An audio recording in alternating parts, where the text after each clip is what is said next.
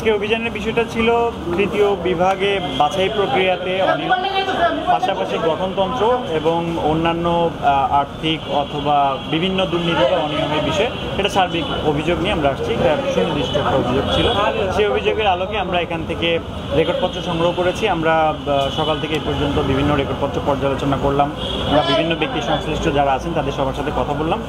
কথা বলে এই আমরা মাত্র অভিযান এখনও আমরা শেষ করতে পারিনি, আমাদের কিছু কাজ এখনও বাকি আছে। আমরা আরও কিছু রেকর্ডপত্র পর্যালোচনা করবো, সংগ্রহ করবো, কিছু বক্তব্য গ্রহণ করবো। কোনো অসঙ্গতি কোনো পেয়েছেন নাকি? অসঙ্গতি, হ্যাঁ, থার্ড ডিভিশন যে কোয়ালিফাইং সেই প্রক্রিয়াটা একটা সময় ছিল যেটা এন্ট্রিটা খুব সহজ ছিল, ইজি অ্যাক্সেস।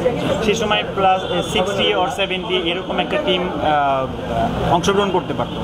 কিন্তু পরবর্তীতে দেখা যায় 2022-এর পর থেকে কিছু বার ক্রিয়েট করা হয়, এটা রেস্ট্রিকশন চলে আসে, সেখানে 2-3টার বেশি টিম পার্টিসিপেশন করতে পারে না। সেক্ষেত্রে এটা লেস কম্পিটিটিভ হয়ে যাচ্ছে। প্লাস আমাদের যে ন্যাশনাল টিমের জন্য ভালো প্লেয়ার তৈরির যে পাইপলাইনটা সেটা খুবই সীমিত হয়েছিল।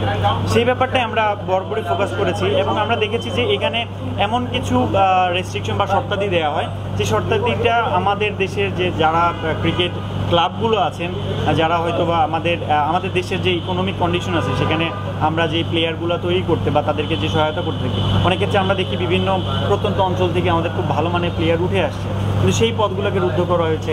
আমাদের কাছে এটা প্রাথমিকভাবে মনে হচ্ছে। অন্যান্য দিকের অবস্থাটা আপনারা কি পেলেন সেটা কি বলা যাবে? অন্যান্য কোন দিকে? এর আগে আপনারা এসেছিলেন, এবারও আসছেন, ফিনান্সিয়ালি কোনো?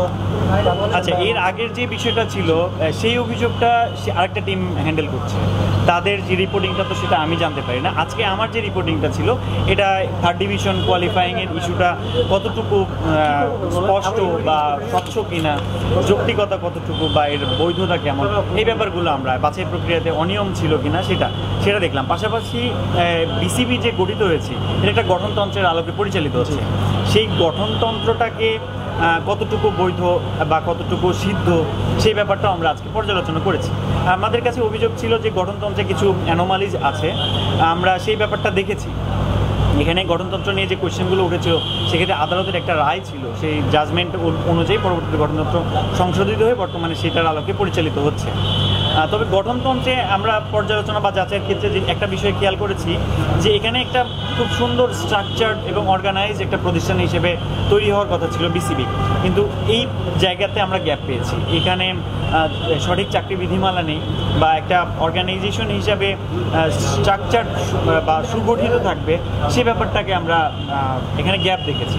তো আমরা এই বিষয়টা আরও পর্যালোচনা করতে চাই। আমরা দেখতে চাই যে আদতে এই ব্যাপারটা কেমন, এখানে বা উদ্যোগ গ্রহণ করা হয়েছিল কিনা, বা এখানে ভবিষ্যতে কী কর্মপরিকল্পনা আছে, বিগত সময়ে কেন এটা তৈরি করা হয়নি, সেই বিষয়গুলো আমরা যাচাই করব। আপনারা তো মানে এখন দেখলেন একটা জিনিস পেলেন